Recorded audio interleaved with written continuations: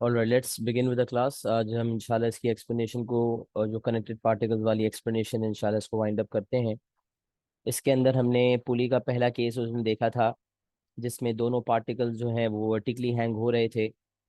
और फिर उसके बाद एक पार्टिकल ने ग्राउंड को हिट किया था। और वो रिबाउंड नहीं हुआ था पार्टिकली, और फिर पार्टिकल एक फ्री फॉल मोशन शुरू हुआ था। तो हमने इसके ऊपर ये सारे मामला कंसिडर किए थे। फिर हमने केस 2 देखा था, जिसमें एक ऑब्जेक्ट हमने पास सत्र का वर्टिकल का एक सवाल भी देखा था, जिसमें दोनों पार्टिकल्स वर्टिकली हैंग हो रहे थे। फिर मैंने हॉरिजॉन्टली जो है बताया था कि एक ऑब्जेक्ट जो है वो horizontal on the horizontal table है, और एक जो है वो वर्टिकली हैंग हो रहा है, मतलब वो वर्टिकल मूव करेगा, और एक जो है वो हॉरिजॉन्टली मूव करेगा। फिर मैंने इसमें object A object be consider करके मैंने सिस्टम इक्वेशन को भी कंसिडर करवाया था। फिर मैंने force exerted on the string by the पुली की बात भी की थी। अच्छा, force exerted on the string by the पुली का ये डायरेक्शन है जो हम देखते हैं, सही है ये वाला। तो अगर कभी उल्टा लिखा हुआ हो force exerted on the pulley by the string, तो फिर आप देखेंगे सवाल में पास पेपर में वर्डिंग में अगर वो on the pulley by the string होता है तो वो डायरेक्शन ऑपोजिट हो जाता है। तो इसका मतलब अगर ये मिसाल है टी रूट टू न्यूटन है, तो ये भी टी रूट 2 न्यूटन ही होगा। मतलब मैग्नीट्यूड सेम ही होता है, डायरेक्शन ऑपोजिट होता है, सही है। तो every action has an equal and opposite direction के फिनोमेना के तहत। तो force exerted on the string by the पुली, उसका ये डायरेक्शन है। और अगर force exerted on the pulley by the string होता तो उसका ये डायरेक्शन होता। बट मैग्नीट्यूड उसका भी टी रूट 2 न्यूटन ही होता, टी रूट 2 न्यूटन, जो हमने सीखा था। अच्छा, फिर मैंने आपको एक एग्जांपल दिया था, जो कि मैंने कहा था जरूर करके लाइएगा। तो उसको हम कंसिडर करते हैं।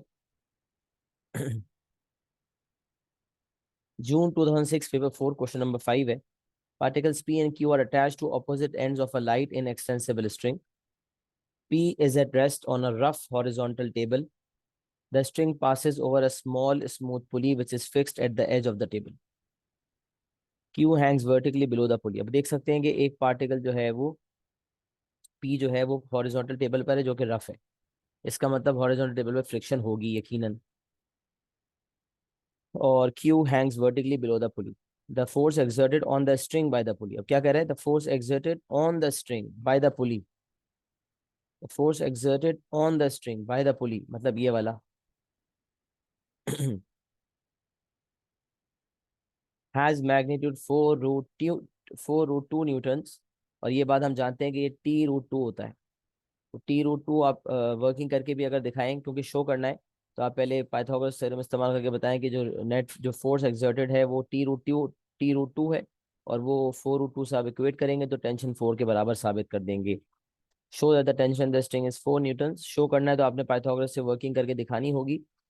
मतलब अपने टी रूट 2 जो है वो ऑप्टेन करके बताना होगा, और फिर इस आर की जगह पे आप रख देंगे 4√2। और 4√2 इक्वस टी रूट 2 से रूट टू कट जाएगा तो टी इक्वस टू 4 हो जाएगा। अच्छा, अब याद रखें जब पार्टिकल की बात करते हैं तो सारी फोर्सेस आप कंसिडर किया करें। जैसे यहाँ पर आप देख सकते हैं कि जब ये डायग्राम है तो डायग्राम सबसे पहले डायग्राम को भरना होता है। सबसे पहला ऑब्जेक्टिव ये बनाया करें कि सब चीज़ों को छोड़ के सिर्फ डायग्राम पे फोकस किया करें। तो जब डायग्राम पे फोकस किया हमने, तो हमने कहा पी पे जो है वेट ऑफ पी है नीचे की तरफ, और पी पे ऊपर की तरफ नॉर्मल डायरेक्शन। तो weight of P downwards and normal direction of the horizontal table upwards. Then tension towards the pulley and friction resisting motion towards right. Tension towards left है तो फ्रिक्शन टुवर्ड्स राइट हो जाएगी। और इसी तरह wait of Q downwards होगा और tension ऊपर की तरफ होगी, सही है। अच्छा, अब सवाल ये पैदा होता है कि क्योंकि यहाँ पर लिखा हुआ था वाजे तौर पे, क्या लिखा हुआ था? P is at rest on a rough horizontal table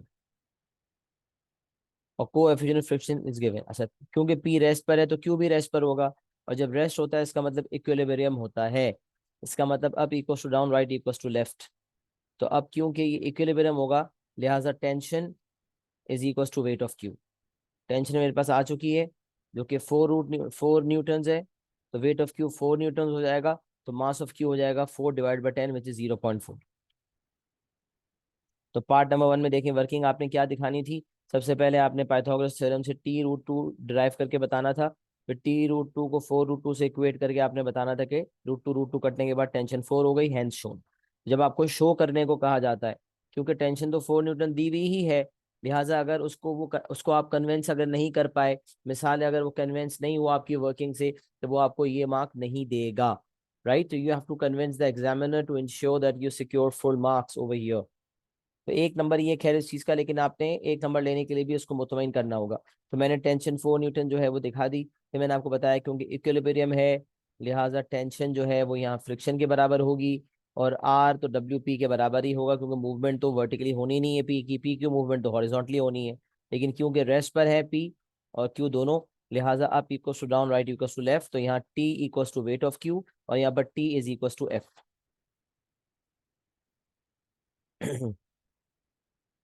लिहाजा उसने जब T equal to weight of Q किया तो वेट ऑफ क्यू 4 हो गया, और हमें पता है वेट का फॉर्मूला होता है एम जी, और G is always consider to be 10 which is written in the syllabus. क्या एक्सपेक्टेशन एग्जामिनर की यही है कि हम 10 यूज करेंगे, तो 10 4/10 करके मास 0.4 kg आ जाएगा। तो ये पहला पार्ट हो गया 2 नंबर की रिक्वायरमेंट।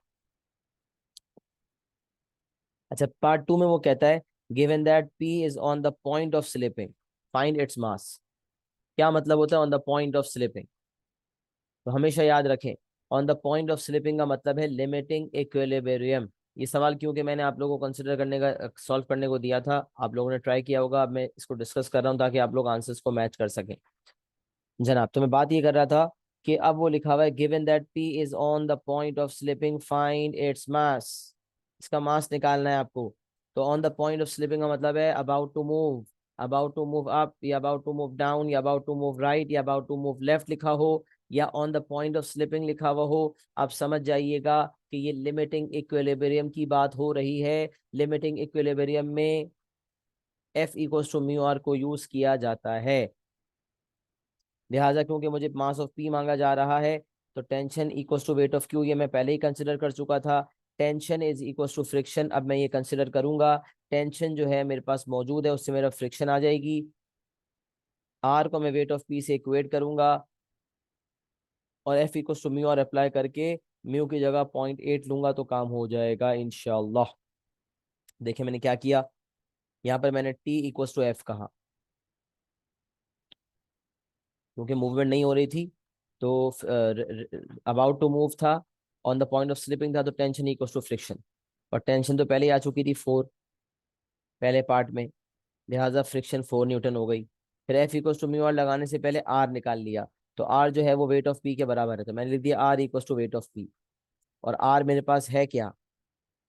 आर तो अभी नहीं है, लेकिन आर तो यहाँ से आ जाएगा। F equals to mu R जब इस्तेमाल करूंगा तो मेरे पास एफ मौजूद है, म्यू मौजूद है, यहाँ से आर आ जाएगा। तो फ्रिक्शन टेंशन के बराबर थी, वहां से फ्रिक्शन आ गई, म्यू पता था, तो F equals to mu R से आर आ गया 5। जैसे ही आर आया तो मुझे पता है कि आर जो है वो वेट ऑफ पी के बराबर था, लिहाजा R equals to weight of P से वेट ऑफ पी भी 5 न्यूटन हो गया, और फिर वही एम जी इक्वल्स 5 से 5/10 करके मास ऑफ पी आ गया विच इज 0.5 kg। तो पार्ट 2 में मास ऑफ पी निकालना था, जो कि हमने सक्सेसफुली निकाल लिया।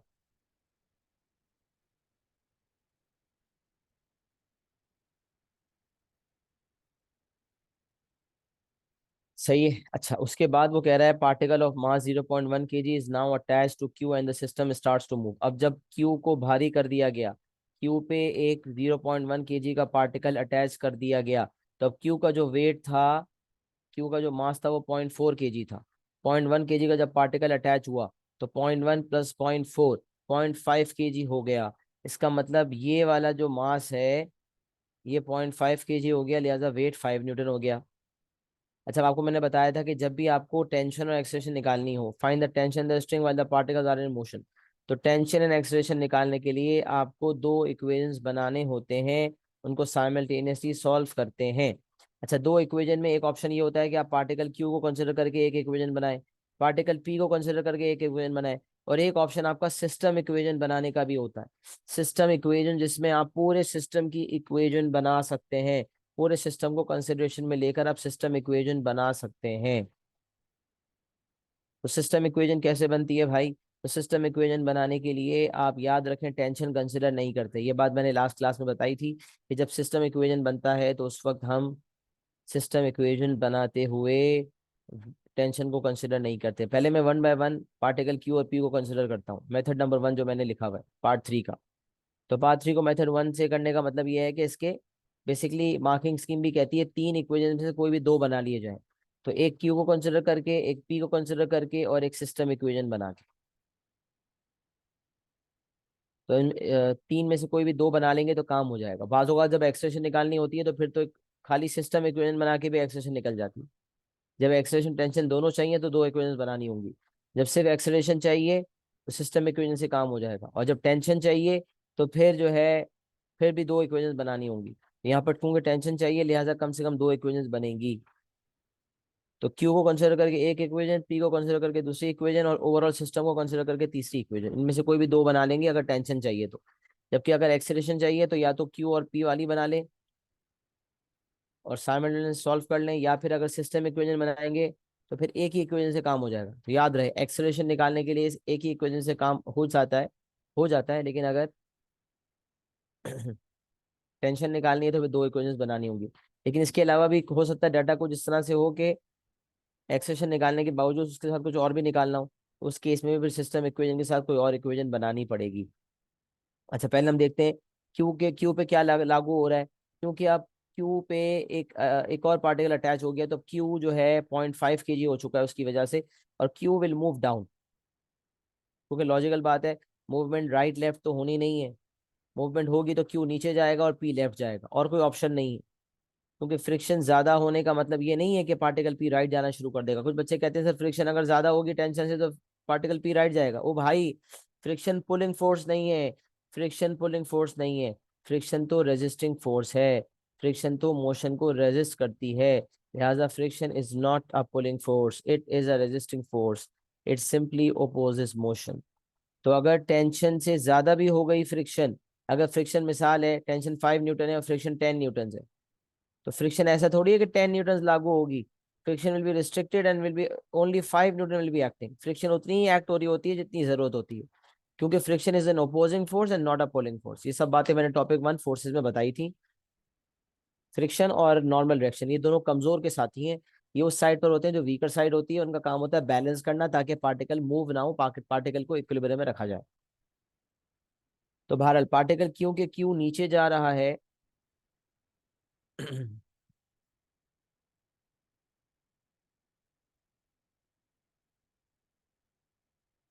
क्योंकि पार्टिकल क्यू नीचे जा रहा है, लिहाजा weight of Q is greater than tension हो जाएगा। Wait of Q weight of Q जो है वो ग्रेटर देन टेंशन हो जाएगा, और टेंशन जो है वो ग्रेटर देन फ्रिक्शन हो जाएगा। तो पार्टिकल क्यू कंसिडर किया जाए तो weight of Q which is 5 Newton, 0.4 kg था, 0.1 kg अटैच हुआ, 0.5 kg हो गया, वेट हो गया 5 न्यूटन। तो 5 Newton greater than tension, particle Q की बात की जाए। और पी की बात की जाए तो tension is greater than friction. अच्छा, 5 ग्रेटर देन टी है, इसका मतलब 5 - 2 = 5 - T = ma, net force = ma के मुताबिक। यहाँ से एक इक्वेशन बन गया। और टेंशन ग्रेटर देन फ्रिक्शन है तो tension minus friction = ma। Friction तो पहले ही आ चुकी थी, विच इज 4 न्यूटन। तो इसी फ्रिक्शन को हमने फॉलो करना है,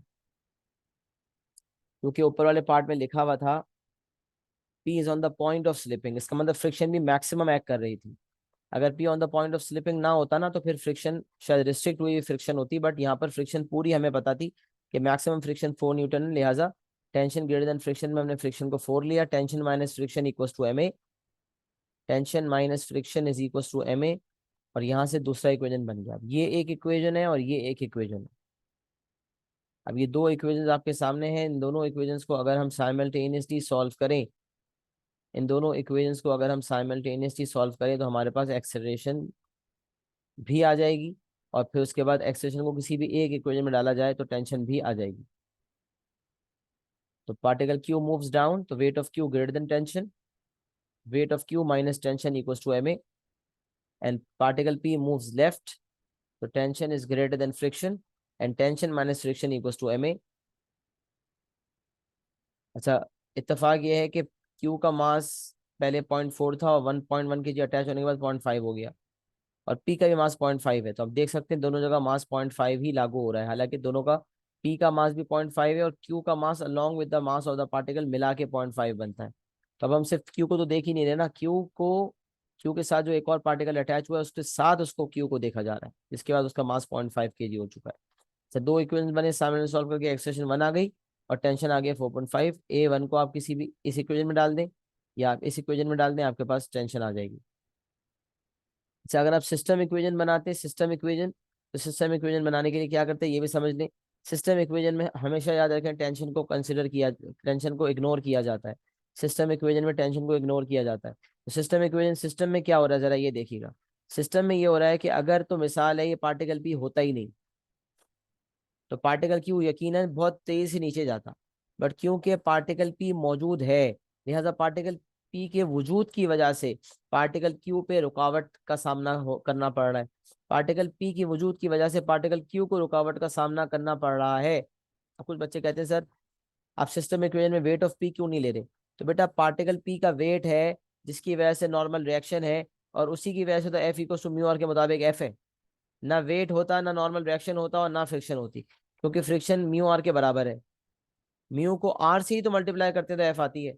तो आर का वजूद तो होगा ही तब जब वेट होगा। तो R equal to weight of P, weight of P है तो आर है और आर है तो एफ है।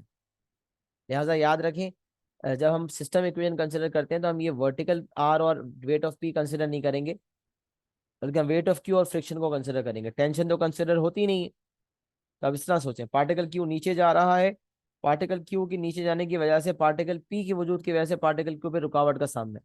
अब वो रुकावट का सामना क्या होगा भाई, पी पे पीछे की तरफ फ्रिक्शन है जो कि रुकावट बन रही होगी।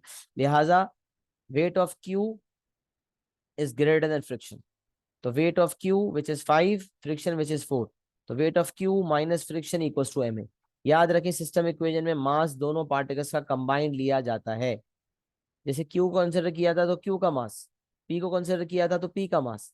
सिस्टम इक्वेशन में कंबाइंड मास लिया जाता है। सिस्टम इक्वेशन में कंबाइंड मास लिया जाता है। तो Q moves down, P moves left, but system equation में टेंशन नहीं ली जाती। तो वेट ऑफ क्यू को देखें और फ्रिक्शन को देखें, जो वर्टिकल वाली है आर और डब्ल्यू पी ये नहीं कंसिडर होंगी। Weight of Q is greater than friction and weight of Q minus friction equals to M. Weight of Q minus friction equals to M A, but this mass is the combined mass. तो particle Q का जो मास था 0.1 kg, particle के बाद वो 0.5 kg हो चुका था, और पार्टिकल पी का मास भी 0.5 kg था। तो 0.5 प्लस 0.5 इज 1 ए, 1 हो गया, 1 ए हो गया, यहाँ से A1 आ गया। अब वही बात, A1 आने के बाद आप या तो क्यू का आपने इक्वेशन बनाया हुआ होता या आपने पी का इक्वेशन बनाया हुआ होता, तो आप डाल के टी निकाल सकते। तो यहाँ क्यू के टेंशन चाहिए थी तो कम से कम दो इक्वेशन बनने चाहिए थे। सिस्टम इक्वेशन के साथ क्यू बना लेते, सिस्टम इक्वेशन के साथ पी बना लेते, या फिर सिस्टम इक्वेशन बनाते ही नहीं, सिर्फ क्यू और पी बना लेते। कोई भी दो इक्वेशन बना लेते तीन में से और सामने सॉल्व कर लेते, आपका आंसर आ जाता। सही है जनाब।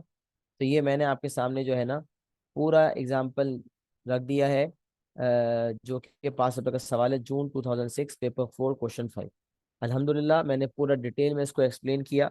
यहाँ तक मुझे एक्नॉलेजमेंट दे, is it clear to everyone? क्या सबको बात समझ आ रही है?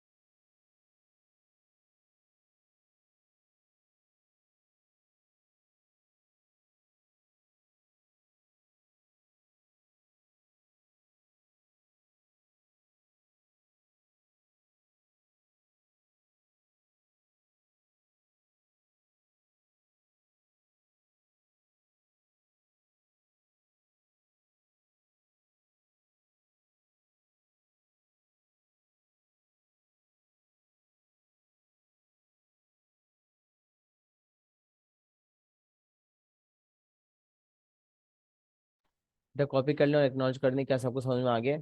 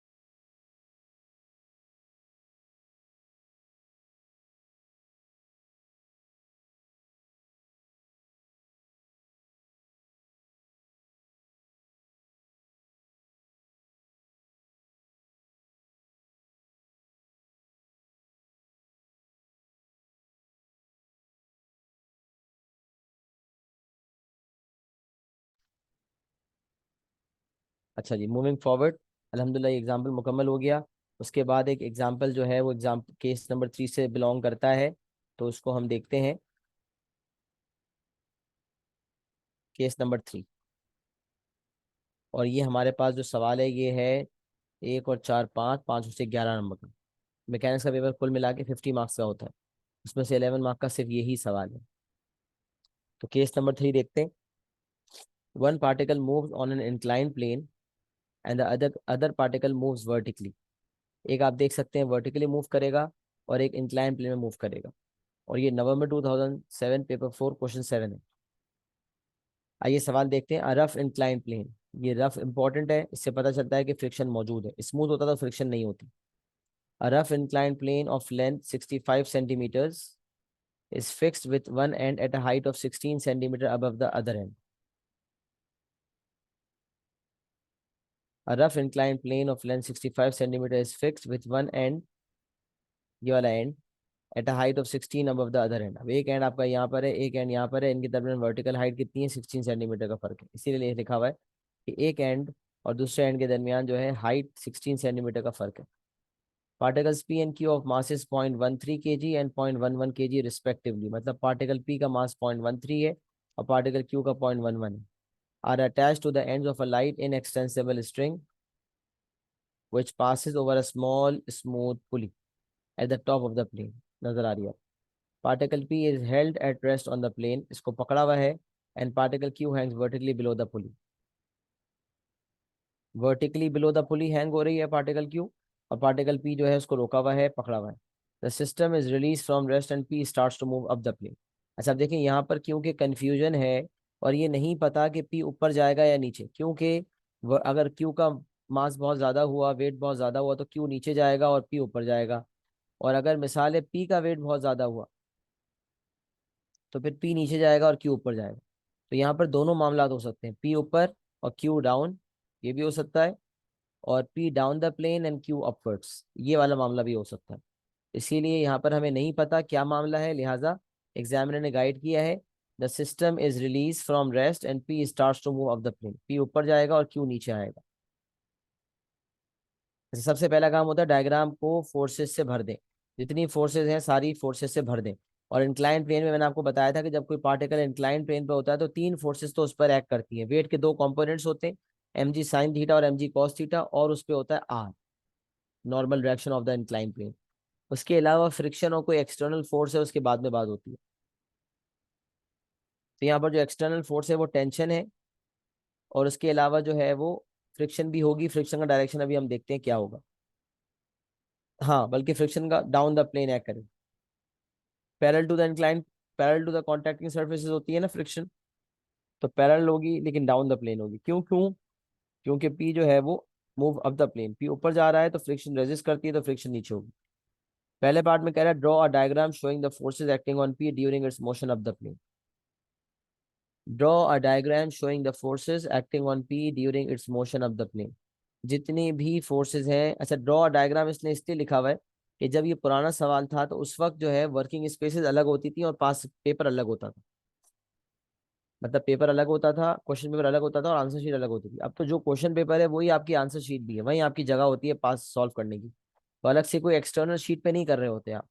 इसलिए जो है वो आपको कहेगा शायद कि on the diagram above show all the forces acting on P during motion of the plane. जो डायग्राम गिवन होगा उसी पे आपने करना होगा, तो हम भी यही करेंगे। जो गिवन डायग्राम नजर आ रहा है इसी पे तमाम फोर्सेज दिखाएंगे। अब आप जरा सोचें कौन कौन सी फोर्सेज पी पे एक्ट करती हैं।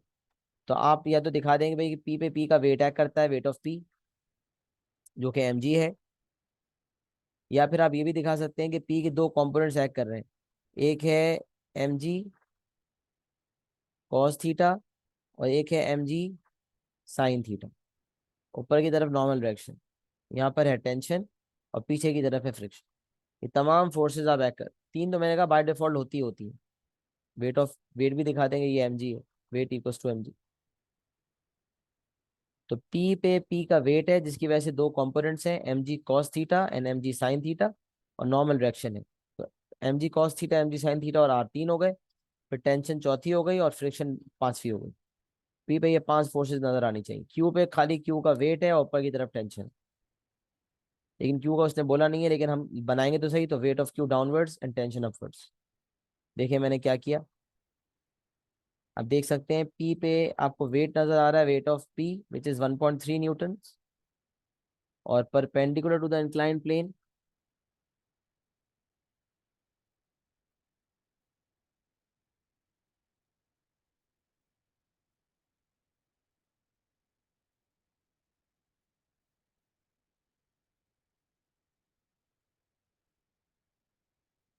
अच्छा वेट दिखा दें मार्किंग स्कीम में, अगर इसके हम देखें ना, तो मार्किंग स्कीम के अंदर भी इस तरह से वेट बना के दिखाया हुआ है।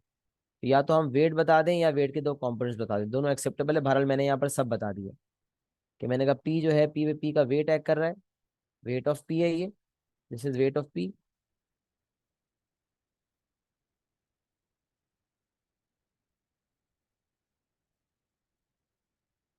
सही है, weight of P which is equal to 1.3।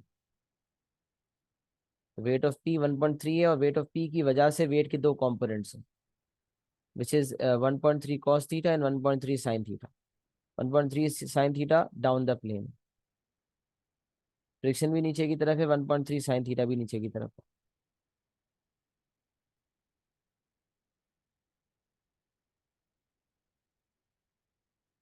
जी, तो ये जो है आपका वेट हो गया। वेट वेट डाउनवर्ड्स है, उसकी वजह से वेट का एक कंपोनेंट 1.3 कॉस थीटा और एक 1.3 साइन थीटा, और फ्रिक्शन भी नीचे की तरफ आर ऊपर की तरफ। तो अगर आप वेट मिसाल है, क्योंकि मैंने कहा ना मार्किंग स्कीम में सिर्फ वेट दिखाया हुआ है, तो इसका मतलब अगर आप ये नहीं दिखाते, आर दिखाते हैं, टेंशन दिखाते हैं, फ्रिक्शन दिखाते हैं, और वेट दिखाते हैं, तो ये चार काफी हो जाती, क्योंकि एक मार्क है इसका। और अगर आप मिसाल है वेट नहीं दिखाते, तो फिर आप वेट के कंपोनेंट्स दिखा दें, M G cos theta, M G sine theta, friction, R और टी।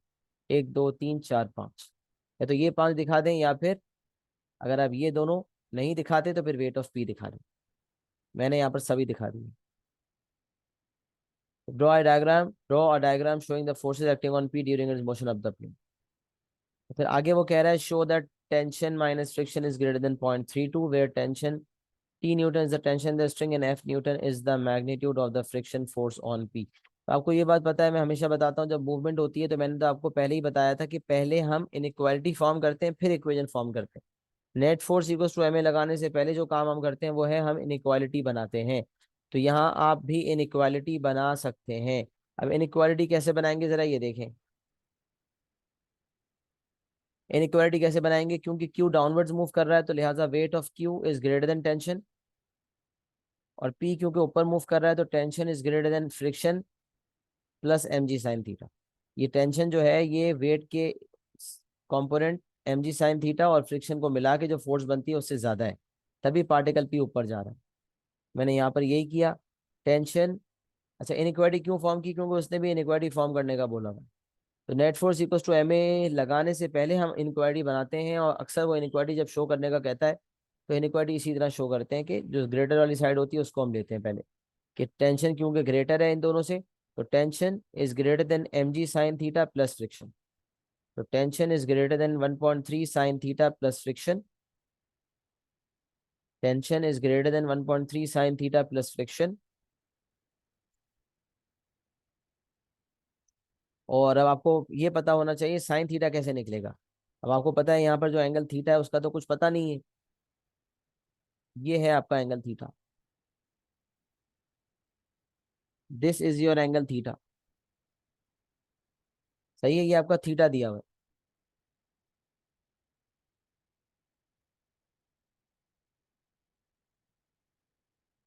अब ये थीटा निकालने के लिए आप देखते हैं, देखें आपके पास क्या इंफॉर्मेशन दी हुई है। तो आप देख सकते हैं यहाँ 16 दिया हुआ है, थीटा के सामने वाली लेंथ दी हुई है, और हाइपोटेन्यूज दी हुई है। तो अगर आप ये राइट एंगल ट्रायंगल फॉर्म करते हैं, ये राइट एंगल ट्रायंगल अगर आप फॉर्म करते हैं, तो ये 16 है और ये 65 है। Sine theta equals to opposite upon hypotenuse. मैंने यही काम यहाँ पर किया है। Sine theta is equals to opposite which is 16 upon hypotenuse which is 65। अच्छा, अब आपको ये भी बताऊं कि अगर आपको साइन थीटा एग्जैक्ट फॉर्म में पता चल गया है, तो थीटा निकालने के लिए साइन इनवर्स करेंगे, तो थीटा की एक्यूरेसी आपको 3 डेसिमल प्लेस में चाहिए होगी, फिर आप कॉस थीटा निकालेंगे वो भी डेसिमल में आएगा। बट जिस तरह साइन थीटा की एग्जैक्ट फ्रैक्शन आपको पता है, अगर कॉस थीटा का भी एग्जैक्ट फ्रैक्शन निकालना चाहते हैं तो दो तरीके। कॉस थीटा का फ्रैक्शन निकालने के लिए कॉस ऑफ थीटा करेंगे और थीटा की जगह आप एग्जैक्ट लेंगे साइन इनवर्स 16/65, क्योंकि थीटा इज साइन इनवर्स 16/65। तो कॉस थीटा में थीटा की जगह अगर आप साइन इनवर्स 16/65 ले लें तो आप एग्जैक्ट 63/65 कैरेक्टर पे हासिल करेंगे। दूसरा तरीका ये है कि 16 आपका ऑपोजिट है और 65 आपका हाइपोटेनस है। 16 is the opposite and 65 is the hypotenuse. तो ऑपोजिट और हाइपोटेनस से इस्तेमाल करके पाइथागोरस थ्योरम लगा के एडजेसेंट निकाल सकते हैं। 65 स्क्वायर इक्वल 16 स्क्वायर प्लस ए स्क्वायर, और ए स्क्वायर निकालने के लिए 65 स्क्वायर माइनस 16 स्क्वायर, और रूट स्क्वायर हटाने के लिए रूट लगाएंगे तो आपका आंसर 63 आ जाएगा। एडजेसेंट क्योंकि 63 है, हाइपोटेनस 65 है, यहाँ cos theta is adjacent upon hypotenuse 63/65। यहाँ से एग्जैक्ट एक और तरीके से निकल सकता है। अच्छा, अब सवाल ये पैदा था कि हम t minus F is greater than 0.32 show करना था, तो हमने किया था tension is greater than mg sine theta plus friction. Sine theta आ चुका है 16/65, तो यहाँ सब्स्टिट्यूट करें, एफ को वहां ले जाए। t minus F is greater than 1.3 sine theta की जगह रखें 16/65। तो tension minus friction is equal to mg sine theta. Tension minus friction is equal to 1.3 sine theta, and sine theta की जगह आपने रखा 16/65। अब आप अगर 1.3 को 16/65 से मल्टीप्लाई करेंगे तो आपका आंसर आ जाएगा 0.32। तो tension minus friction is equal to zero, tension minus friction is greater than 0.32। जो शो करने का बोला था हमने शो कर दिया सक्सेसफुली, और यही 4 मार्क की रिक्वायरमेंट थी। अब देखें आपने क्या किया, आपने साइन थीटा निकाला, उसके भी मार्क्स मिले आपको। उसके अलावा आपने जो है वो tension is greater than F plus M G sine theta किया, उसके भी मार्क्स मिले। फिर आपने 1.3 साइन थीटा को कैलकुलेट किया और अल्टीमेटली शो किया, उसके भी मार्क्स मिले। तो इसमें मार्क्स अगर आप देखें तो 4 मार्क्स के लिए कुछ ज़्यादा वर्किंग आपने नहीं की है, खाली साइन थीटा निकाला है और आपने ये वर्किंग की है। ये ये चंद स्टेप्स के आपको 4 नंबर मिले। तो मार्किंग स्कीम के मुताबिक मैकेनिक्स में मार्क्स अक्सर आपको जल्दी ही मिलते हैं, बस आपका काम सही होना चाहिए। इसीलिए मैं कहता हूँ डायग्राम के ऊपर सारी फोर्सेस कंसिडर करके डायग्राम बनाएं, और उसके बाद जो है डायग्राम को भरें मतलब। और अगर डायग्राम नहीं बना हुआ तो उसको विजुअलाइज करें और फिर उस पर फोर्सेस सारी लिखें, वरना डायग्राम बना हुआ है तो सारी फोर्सेस से उसको भर के फिर सॉल्व करें। आपका काम आधे से ज्यादा तो डायग्राम पे ही हो जाता है। तो पार्ट 2 में बस यही शो करना था, T minus F is greater than 0.32 and T is the tension and F is the magnitude of friction. फिर वो कह रहा है coefficient of friction between P and the plane is 0.6, mu दिया हुआ म्यू, और आपसे एक्सेलरेशन ऑफ पी मांगी जा रही है। अब एक्सेलरेशन ऑफ पी निकालने के लिए आपके पास 2 मेथड्स हैं। अगर आपको एक्सेस निकालनी होती तो आप डायरेक्ट सिस्टम इक्वेशन भी बना सकते हैं, और मैंने आपको ये भी बताया था कि आप इंडिविजुअली 2 इक्वेशन भी बना सकते हैं, क्योंकि 6 मार्क्स हैं तो यू कैन फॉर्म 2 इक्वेशंस। अच्छा, अब आप 2 इक्वेशन बनाने के लिए क्यू को अलग कंसिडर करेंगे, पी को अलग कंसिडर करेंगे। जो पी को कंसिडर करके इक्वेशन आएगा वो तो डायरेक्ट आ सकता है, क्यों? क्योंकि T minus F is greater than 0.32 था।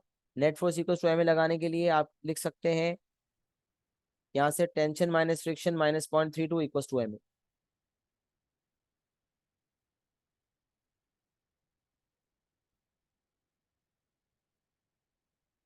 अच्छा, अब इसमें मसला ये है कि आपको जब tension minus friction minus 0.32 equal to M A करोगे तो मास किसका लोगे? पी का, और पी का मास है 0.13। तो tension minus friction minus 0.32 equal to M A. अब फ्रिक्शन क्या है भाई, ये नहीं पता। तो फ्रिक्शन का फॉर्मूला क्योंकि म्यू आर होता है, और म्यू आपको पता है 0.6 है। अब आर पता लगाने की जस्तुजू में लगना पड़ेगा। तो आर के लिए हमने देखा perpendicular to the incline plane R था, और एम जी कॉस थीटा था। तो हमने कहा R is equal to 1.3 cos theta 63/65। तो R equal 1.3 cos theta, and cos theta is equal to 63/65। 1.3 को इससे मल्टीप्लाई किया, एग्जैक्ट 1.26 आ गया। F equal to mu R किया, म्यू 0.6 गिवन था, आर 1.26 आया था। म्यू को जब आर से मल्टीप्लाई किया तो एफ आ गया 0.756। अब tension minus friction minus 0.32 equal to M A था, और फ्रिक्शन आ चुकी है 0.756। तो tension minus 0.756 minus 0.32 equal to M A. This is the mass of P because we are considering P. यहाँ से एक इक्वेशन बन गया। अच्छा, फिर हम क्यू को जब कंसिडर करते हैं तो क्यू का क्या मामला है भाई? क्यू नीचे जा रहा है, इसका मतलब weight of Q is greater than tension. Weight of Q is greater than tension. तो weight of Q minus tension equals to M A. Weight of Q is 1.1 and tension is T. 1.1 minus T equal to M A, और ये 0.11 जो है ये P Q का mass है। तो weight of Q minus tension equal to M A, और Q का मास लिया, net force equal to M A से एक और इक्वेशन बना। दोनों इक्वेशंस को सामने सॉल्व किया तो हमारे पास एक्सेलरेशन आ गई।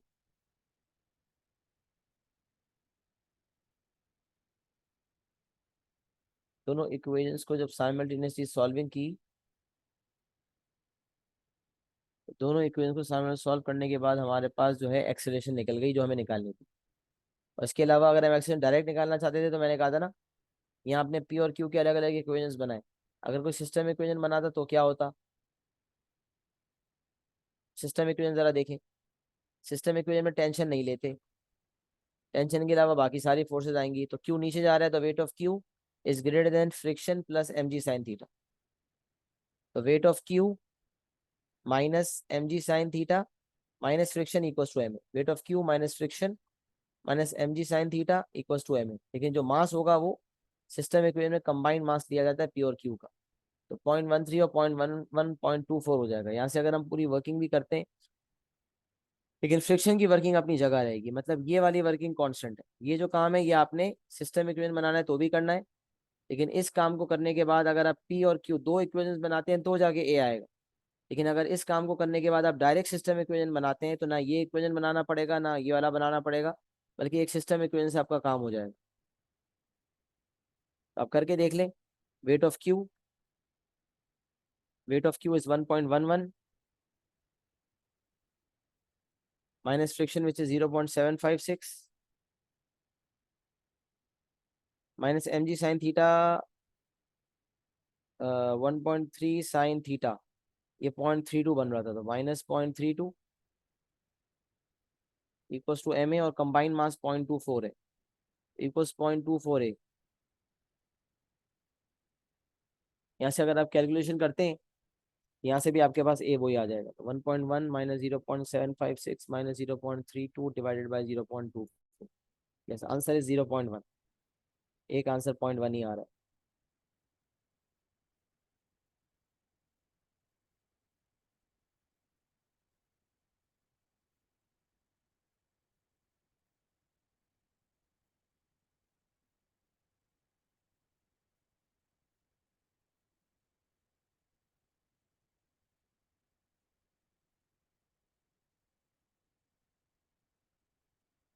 सही है। तो 1.1 minus 0.756 minus 0.32 equals to M A, mass combined mass होगा, और वहां से ए 0.1 आ गया।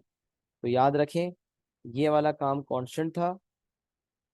पी और क्यू की दोनों की इक्वेशन बना के सामने सॉल्व करना पड़ा, और अगर आप ये वाला काम करने के बाद, ये वाला काम करने के बाद डायरेक्ट सिस्टम इक्वेशन बनाते तो एक ही इक्वेशन में काम होके ए आ जाता। तो ये एग्जाम केस नंबर 3 जो है ये मैंने एक पूरे 5 पेपर का सवाल ही करवा दिया ताकि आपको एक्सपोजर मिल जाए कि how to solve such question. पूरी वर्किंग कॉपी करें और एक्नॉलेज करें। Is everyone clear till here? बात समझ आ रही है? ये जो केस है प्रॉपर समझ आ गया? एक्नॉलेजमेंट दें, पहले नोट्स कर लें, बना लें, फिर मुझे एक्नॉलेजमेंट दें जरा।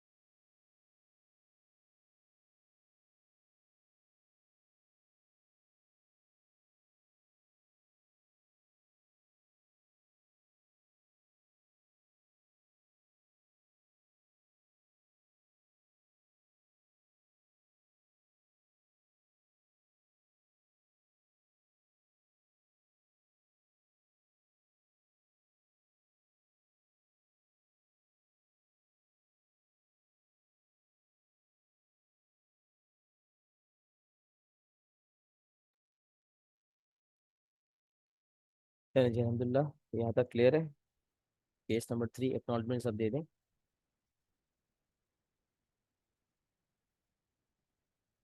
चलिए मूविंग फॉरवर्ड। अच्छा, इसी इसी में अगर मैं आपको force exerted on the string by the पुली जो हम कंसिडर करते हुए आ रहे हैं वो करते हैं। केस 1 में आपको मैंने बताया दोनों वर्टिकल थे, केस 2 में एक हॉरिजॉन्टल एक वर्टिकल था, तो पाइथागोरस थ्योरम से हुआ था। इस वाले केस में जब आता है ना, तो आप जरा ये देखें कि एक टेंशन आपको ये नजर आ रही है, एक टेंशन आपको ये नजर आ रही है, दो टेंशन नजर आ रही हैं। Head to tail rule follow करते हुए आप अगर इस वाले टेंशन को ऊपर ले जाते हैं तो ये एक ट्राइंगल बन जाएगा। और ये जो ट्राइंगल होगा ये नॉन राइट एंगल ट्राइंगल होगा, तो मैंने यहाँ पर यही बनवाया है। देखिए, ये आपका इंक्लाइन प्लेन है, ये वर्टिकल है। तो इंक्लाइन प्लेन की वजह से ये टेंशन एक टेंशन है, वर्टिकल की वजह से एक टेंशन है, ये आपकी पुली है। सही है। अब या तो इसको वहां पास करके यहाँ ले जाके हेड टू टेल रूल के मुताबिक ये आपका रिजल्टेंट बन जाएगा, या फिर मैंने यहाँ पर ये किया हुआ कि ये वाली फोर्स को आगे फॉरवर्ड किया है ताकि head to tail rule follow हो जाए, और ये टेंशन का रिजल्टेंट आपके साथ सामने आ जाए। Reaction, sorry, resultant force. तो ये एक टेंशन है, ये दूसरा टेंशन है, तो फोर्स जो है वो रिजल्टेंट फोर्स आ जाएगी। और इसमें आप ये देखें कि ये वाला एंगल आपके पास किसी ना किसी तरह मौजूद हो, जिससे अगर यहाँ पर हमारे पास ये वाला एंगल नहीं है तो ये थीटा तो निकल ही सकता है ना, साइन इनवर्स 16/65 करके आप थीटा निकाल सकते हो। और अगर राइट एंगल ट्राइंगल है तो 180 में से आप थीटा को 90 को माइनस करके ये वाला एंगल निकाल सकते हो, और इस वाले एंगल से फिर आप ये वाला एंगल भी बता सकते हो। तो एंगल निकालने को यहाँ से निकाला जा सकता है, बट यूजुअली इस तरह के सवाल जब आए तो फिर एंगल उस वक्त उसने दिया हुआ होता है। जैसे अगर इसने ये एंगल 30 दिया हुआ है तो 180 में से 30 को माइनस करके ये 150 आ जाएगा। अच्छा, नोट करने वाली बात ये है कि क्योंकि ये भी टेंशन है और ये भी टेंशन है, दोनों टी है, उनका मैग्नीट्यूड बराबर है, लिहाजा ये आइसोसेलेस ट्राइंगल हो जाए। तो आइसोसेलेस ट्राइंगल के अंदर अगर ये 150 है तो इसका मतलब ये 15 और ये 15 हो जाएगा, क्योंकि angle sum of triangle, angle sum जो है वो 180 होता है। तो ये 15 15 150 180 हो जाता है पूरा। अच्छा, अब साइन रूल कोसाइन रूल दोनों से आप आर निकाल सकते हैं। अब यहाँ पर मैंने कोसाइन रूल साइन रूल दोनों का इस्तेमाल किया हुआ है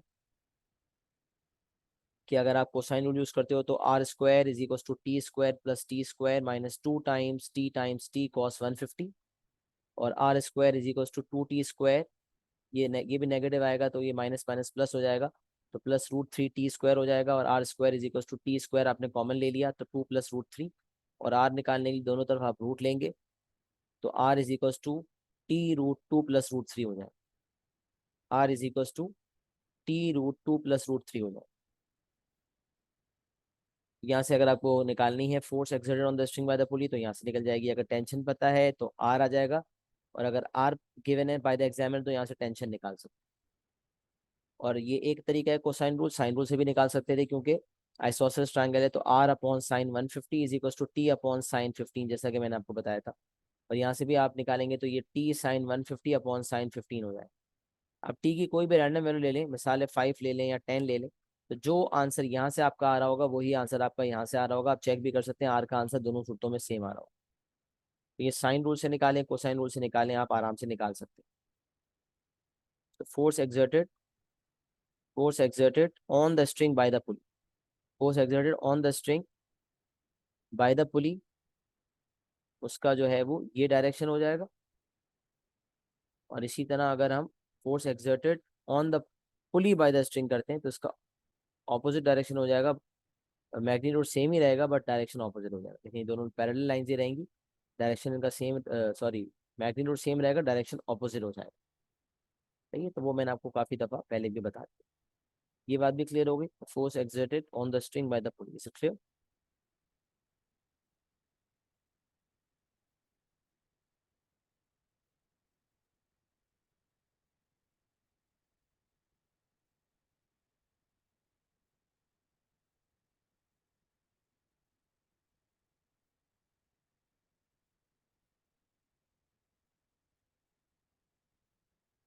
चलिए अल्हम्दुलिल्लाह, यहाँ तक भी सबको क्लियर हो गया। अच्छा, अब एक जो है एक एक और कुछ सवाल ऐसे होते हैं जो पास पेपर के अंदर आप देखेंगे वन ऑफ आ रहे होते हैं। मतलब ये कि कभी आता है कभी नहीं आता, और 4 3 4 साल में एक दफ़ा कभी टेस्ट हो रहा होता है। तो ऐसे सवाल जो बहुत रेयर आते हैं ना, बाज़ का ऐसा होता है रिसेंट ईयर की प्रैक्टिस के दौरान वो सवाल वैसे नहीं आए हुए होते और अचानक हमारे पेपर में आता है। वैसे मिसालों को मैंने आपके सामने शामिल किया हुआ है। एक फोर्सेज में एक डब्बे डब्बे के ऊपर डब्बा था। जब फोर्सेज के अंदर टॉपिक 1 के अंदर जो मैंने एग्जाम्पल करवाया था, एक बॉक्स के ऊपर बॉक्स है, तो वैसे एग्जाम्पल जो है ना टॉपिक 3 में मैंने दिए हुए वैसे सवाल। वो भी ऐसे ही सवाल है जो 4 5 साल में एक दफ़ा आता है।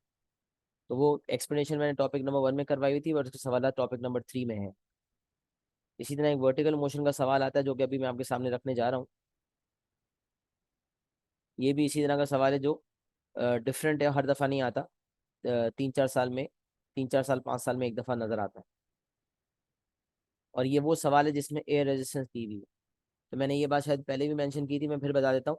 एग्जामिनर कहता है कि अगर मैंने सवाल में कहीं एयर रेजिस्टेंस का जिक्र नहीं किया, तो जब पार्टिकल्स की वर्टिकल मूवमेंट हो रही है या हवा में मूवमेंट हो रही है तो हम एयर रेजिस्टेंस को कंसिडर नहीं करते।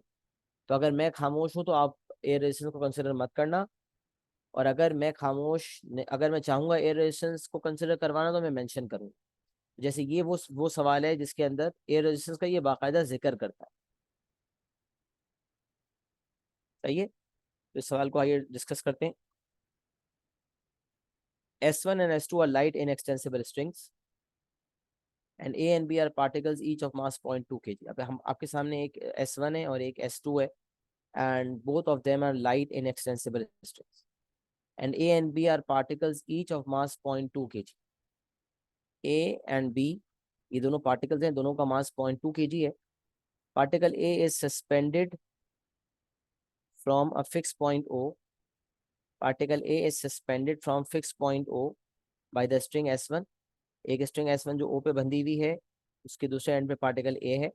Particle A is suspended from a fixed point O by the string S1 and particle B is suspended from A by the string S2। Particle A पे हमने एक और स्ट्रिंग S2 अटैच की हुई है जिसके एंड पे पार्टिकल B है। तो particle A is suspended from fixed point O by the string S1 and particle B is suspended from A by the string S2। The particles hang in equilibrium। क्या कह रहा है? The particles hang in equilibrium as shown in the diagram। Diagram नजर आ रहा है। और सबसे पहले पार्ट में कहता है find the tensions in S1 and tension in S2। Find the tensions in S1, find the tensions in S1 and S2। S1 and S2 दो स्ट्रिंग्स हैं, दोनों की टेंशंस पूछ रहा है। बताएं स्ट्रिंग 1 में कितनी टेंशन है और स्ट्रिंग 2 में कितनी टेंशन है। तो हम कह सकते हैं स्ट्रिंग 1 में जो टेंशन है उसको हम कह सकते हैं T1 और स्ट्रिंग 2 में जो टेंशन है उसको हम कह सकते हैं T2। We have to find T1 and T2। ये हम लिख देंगे सवाल के अंदर कि S1 की स्ट्रिंग टेंशन T1 है, S2 की T2 है। अच्छा, अब जरा लॉजिकली जो कोई बच्चा अगर पार्ट नंबर 1 करता है ना तो वो लॉजिकली सोच के भी बता सकता है। लॉजिकली भी अगर आप यहाँ सोचें तो यहाँ लॉजिकल थिंकिंग भी आपको आपके करेक्ट आंसर तक ले जाएगी। लॉजिकल थिंकिंग क्या कहती है? लॉजिकल थिंकिंग कहती है कि भाई ये जो पहली वाली स्ट्रिंग है S1 जो पार्टिकल O पे अटैच हुई हुई है, सस्पेंड हुई हुई है फ्रॉम फिक्स पॉइंट O, उस पर अगर देखा जाए तो उस पर पार्टिकल ए का भी जोर आ रहा है, पार्टिकल बी का भी जोर आ रहा है। देखिए ना, जब इस स्ट्रिंग को बांधा उसके ऊपर पार्टिकल ए अटैच किया और पार्टिकल ए पे स्ट्रिंग बांध के एक और पार्टिकल अटैच कर दिया गया, तो स्ट्रिंग S1 पे तो दोनों पार्टिकल्स का वेट आ रहा है। तो S1 ने तो दोनों का बोझ उठाया हुआ है ना। स्ट्रिंग 1 ने दोनों का बोझ उठाया हुआ है, तो स्ट्रिंग 1 ने दोनों का बोझ उठाया हुआ है, इसका मतलब इस पे दोनों का वेट लागू हो रहा है, वेट ऑफ ए भी और वेट ऑफ बी भी। तो हम कह सकते हैं tension 1 is equal to weight of A plus weight of B. तो 0.2 प्लस 0.2 मास था तो 0.4 kg मास था, तो 4 न्यूटन हो जाएगा। टेंशन 1 हो जाएगा 4 न्यूटन। और अगर हम टेंशन 2 की बात करें, स्ट्रिंग 2 की बात करें, तो स्ट्रिंग 2 पे खाली पार्टिकल बी का बोझ है, लिहाजा स्ट्रिंग 2 ने खाली पार्टिकल बी का बोझ उठाया हुआ है जिसका वेट जो है वो 2 न्यूटन है, तो टेंशन 2 न्यूटन हो जाएगी। तो देखें, सबसे मैंने यही किया। S1 को मैंने कह दिया T1, S2 को मैंने कह दिया T2। फिर मैंने यही बात कंसिडर की है कि टेंशन वन जो है वो weight of A plus weight of B है। टेंशन 1 में weight of A plus weight of B है और टेंशन 2 जो है वो वेट ऑफ बी है। टेंशन 1 4 न्यूटन है, टेंशन 2 2 न्यूटन। अच्छा, फिर मैंने एक बात और कंसिडर की थी। हाँ, बल्कि मैंने वो कंसिडर यहाँ थिंकिंग प्रोसेस कंसिडर किया था। मैंने कहा था हमने एक उसूल सीखा था फोर्सेस के अंदर, टॉपिक नंबर 1 था सब जब मैंने मैकेनिक्स स्टार्ट करवाया था। तो एक ज़ाब्ता सेट किया था, एक रूल डिसाइड किया था कि जब भी बहुत सारे पार्टिकल्स एक सवाल के अंदर होते हैं तो वन बाय वन तमाम पार्टिकल्स को कंसिडर किया करें, और वन बाय वन तमाम पार्टिकल्स को कंसिडर करके उस पर सारी फोर्सेस को कंसिडर किया करें। तो अगर आप पार्टिकल बी को कंसिडर करते हैं सबसे पहले, तो पार्टिकल बी पे आप देखेंगे नीचे की तरफ वेट ऑफ बी है और ऊपर की तरफ टेंशन टू है। तो पार्टिकल बी पे यही दो फोर्सेस एक्ट हो रही है, एक tension two upwards and weight of B downwards. Tension always acts away from the object under consideration. जिस ऑब्जेक्ट को कंसिडर करें टेंशन उससे अवे एक्ट करती है, तो टेंशन टू ऊपर एक्ट करेगी और वेट ऑफ बी नीचे। Tension two is equal to weight of B, tension two is equal to weight of B, सही है। Tension two is equal to weight of B, तो टेंशन टू को wait of B से हमने equate करना है, तो टेंशन टू आ जाएगी। ये तो उस कंसिडरेशन से आ गया। वेट ऑफ बी नीचे, टेंशन टू ऊपर, T two equal to weight of B which is 2 newton. अच्छा, फिर हम ए की अगर बात करते हैं, ए की, तो पार्टिकल ए को अगर कंसिडर करते हैं तो पार्टिकल ए पे नीचे की तरफ पार्टिकल ए का वेट है, और पार्टिकल ए के ऊपर जो स्ट्रिंग अटैच हुई हुई है टेंशन टेंशन टू, वो नीचे की तरफ है, और पार्टिकल ए पे एक और स्ट्रिंग है, वो है टेंशन वन। तो tension always acts away from the object under consideration. A को कंसिडर किया तो tension one away from A and tension two भी away from A. Tension one ऊपर की तरफ, वेट ऑफ ए नीचे की तरफ, और टेंशन टू भी नीचे की तरफ। तो tension one is equal to weight of A plus tension two, जो मैंने यहाँ लिखा है। टेंशन वन ऊपर की तरफ, वेट नीचे की तरफ, टेंशन टू नीचे की तरफ। तो tension one is equal to weight of A plus tension two. Weight of A भी टू है और टेंशन टू भी टू है, तो टेंशन वन फोर हो गई। तो एक तो लॉजिकल कंसिडरेशन मैंने आपको बताई कि भाई पहली स्ट्रिंग क्योंकि दोनों का बोझ उठाई हुई है, tension one equal weight of A plus weight of B. और टेंशन टू क्योंकि खाली स्ट्रिंग टू जो है खाली बी का बोझ उठाया हुआ उसने, tension two weight of B के बराबर है। डायरेक्ट उससे टेंशन वन टेंशन टू आ गई। या फिर अगर हम पहले पार्टिकल बी कंसिडर करते अब इक्वल टू डाउन लगाते, टेंशन टू आ जाती, और पार्टिकल ए कंसिडर करते और अब इक्वल टू डाउन करते तो फिर टेंशन वन आ जाती। तो इस तरह भी इस थिंकिंग प्रोसेस से भी पार्ट वन को कर सकते थे। अच्छा जी, अभी आपका पार्ट नंबर वन मुकम्मल हो गया। पार्ट नंबर वन पहले बताएं, पार्ट नंबर वन सबको क्लियर है? Is it clear to everyone? Please acknowledge. तो we moving on towards the part number to.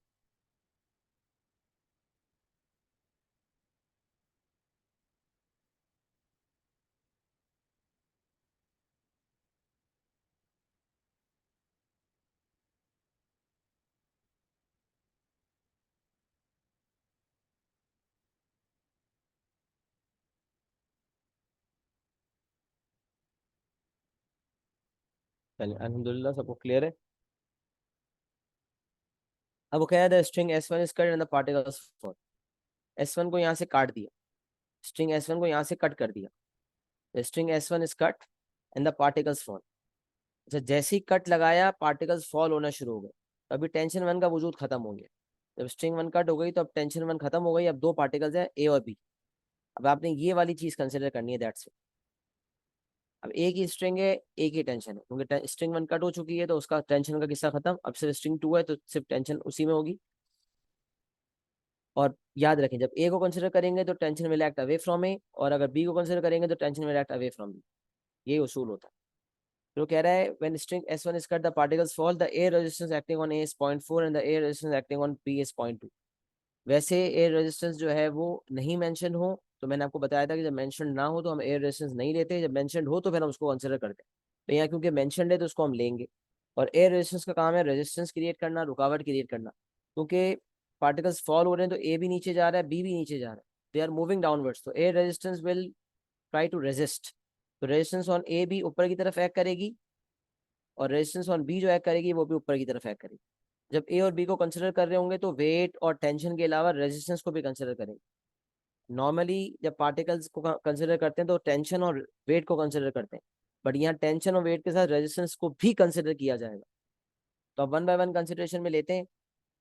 मैंने यहाँ पर आपके सामने बनाया है कि पार्टिकल बी ए को मैंने पहले कंसिडर किया। तो पार्टिकल ए को अगर आप कंसिडर करें तो पार्टिकल ए पे क्या क्या मामला हो रहा है। पार्टिकल ए पे वेट ऑफ ए नीचे की तरफ है, देखिए मैंने लिखा है पार्टिकल ए पे वेट ऑफ ए नीचे की तरफ है, और tension will act away from A. तो इस स्ट्रिंग की टेंशन को मैंने टी कह दिया, और टेंशन वो नहीं रहेगी जो पहले थी, याद रखें। पहले इक्विलिब्रियम की वजह से टेंशन टू जो है वो 2 न्यूटन थी, स्ट्रिंग टू में जो टेंशन थी वो 2 न्यूटन थी, बट अब इक्विलिब्रियम नहीं है, मूवमेंट है। तो याद रखें टेंशन बदलेगी, इसीलिए उसने मुझे कहा है कि find the acceleration of the particle and the tension in S two. तो नई टेंशन निकलेगी, नई एक्सलेशन निकलेगी। अच्छा पहले तो एक्सर्ट कर ही नहीं रहा था, इक्विलिब्रियम था, रेस्ट पे थे। तो अब जब मूवमेंट है तो एक्सलेशन निकालनी है, टेंशन भी निकालनी। तो ए को जब कंसिडर किया तो ए पे नीचे की तरफ वेट ऑफ ए है, और टेंशन अवे फ्रॉम ए है तो टेंशन भी नीचे की तरफ हो गई। तो वेट ऑफ ए नीचे की तरफ, टेंशन भी नीचे की तरफ, और एयर रेजिस्टेंस जो है वो ऊपर की तरफ, जो कि ए को रुकावट क्रिएट करेगी, एयर रेजिस्टेंस। तो weight of A down, tension down, and resistance of A upwards. और क्योंकि ए इज मूविंग डाउनवर्ड्स, तो weight of A plus tension is greater than resistance of downward forces are greater than the upward force. The weight of A plus tension is greater than RA. The weight of A plus tension minus RA equals to MA. Net force equals to MA लगेगा जब inequality हो, कोई ज्यादा एक तरफ जो है कुछ, तब इनइक्वालिटी होती है, कोई एक तरफ ज्यादा होती है, एक तरफ कम होती है, तो फिर मूवमेंट होती है, तो एक्सप्रेशन भी होती है, तो net force equals to MA लागू होता है। तो वेट ऑफ ए जो है वो है 2 plus tension minus resistance of A which is 0.4, 2 plus T minus 0.4 equals to MA, और ये मास जो है वो ए का मास। तो net force equals to M से आपका इक्वेशन बन गया T equals to 0.2 A minus 1.6। T equals 0.2 A minus 1.6। फिर बी की बात करते हैं, तो बी पे नीचे की तरफ वेट ऑफ बी है, और टेंशन अवे फ्रॉम बी है, तो टेंशन ऊपर की तरफ होगी, और रेजिस्टेंस ऑन बी भी ऊपर की तरफ होगी। यही मैंने किया, weight of B down, tension upwards, weight of B downwards, tension upwards, resistance on B भी अपवर्ड्स। तो weight of B is greater than tension plus resistance on B. Weight of B is greater than tension plus resistance on B. तो weight of B minus tension minus resistance on B equals to M. तो 2 minus T, weight of B 2 है, तो 2 minus tension minus resistance on B is equal to M A के मुताबिक दूसरा equation बन गया, T equals 1.8 minus 0.28। और फिर यहाँ से आप इन दोनों इक्वेशन को सामने सॉल्व करेंगे, वर्किंग दिखाएंगे, और आपके पास आंसर आ जाएगा।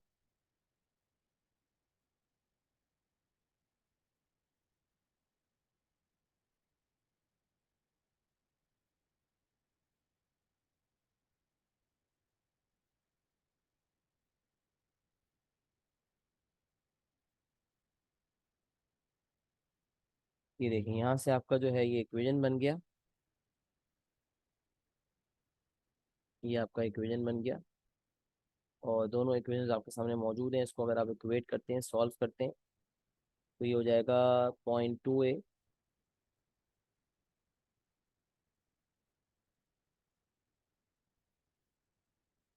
0.2 ए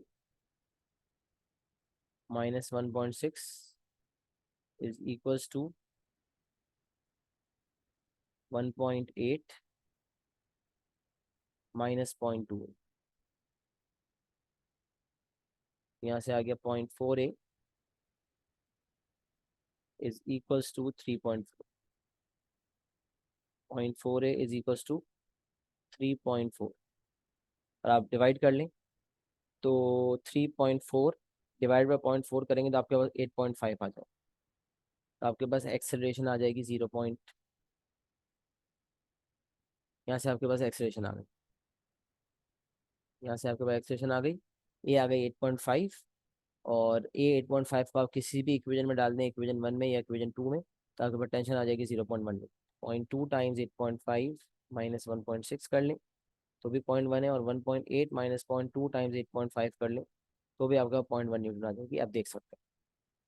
तो ये देख लें, मैं एक दफ़ा रिव्यू करवा देता हूँ।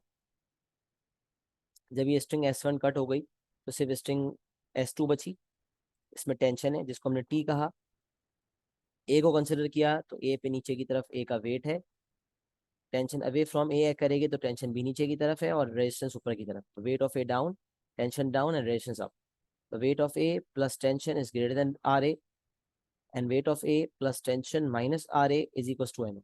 आर ए मतलब रेजिस्टेंस होना। Net force equal to M A से एक इक्वेशन बन गई। बी की बात करते हैं, तो बी का वेट नीचे की तरफ, टेंशन ऊपर की तरफ, और ए रेजिस्टेंस भी ऊपर की तरफ। Wait of B down, tension up, resistance on be up. Weight of B is greater than tension plus resistance on B. Weight of B minus tension minus resistance on B equals to M. Net force equals to M से दूसरा equation बना। दोनों equation को सामने solve किया तो आपके पास ए आ गया, और ए को किसी भी इक्वेशन में डाला तो टी आ गया।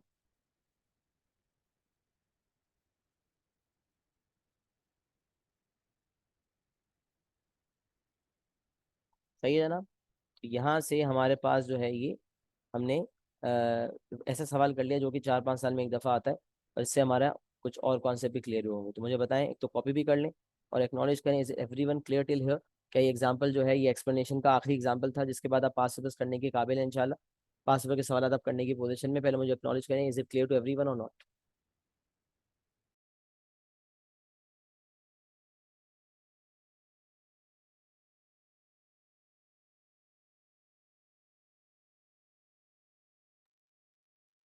चलिए अल्हम्दुलिल्लाह। अब जो है वो पास पेपर के सवाल, बुक तो आप लोग को अपलोडेड ही है, बुक में पास पेपर्स मौजूद हैं। इस टॉपिक के नोट्स मुकम्मल हो गए अल्हम्दुलिल्लाह। यहाँ तक जितना मैंने पढ़ाया है, पुली के तीनों केसेस और ये वर्टिकल मोशन के सवाल, इसको रिव्यू करके फिर पास पेपर के सवाल करें इंशाल्लाह। इंक्लाइन प्लेन के सवाल भी आपको करने के लिए दिए हुए थे और ये भी करने के लिए दिए हुए हैं। सवाल करें, कहीं मसला, कोई दिक्कत, कोई परेशानी आती है इंशाल्लाह तो उसको फिर हम क्लास में डिस्कस करते हैं नेक्स्ट क्लास में। सवाल ज़रूर करके लाइएगा।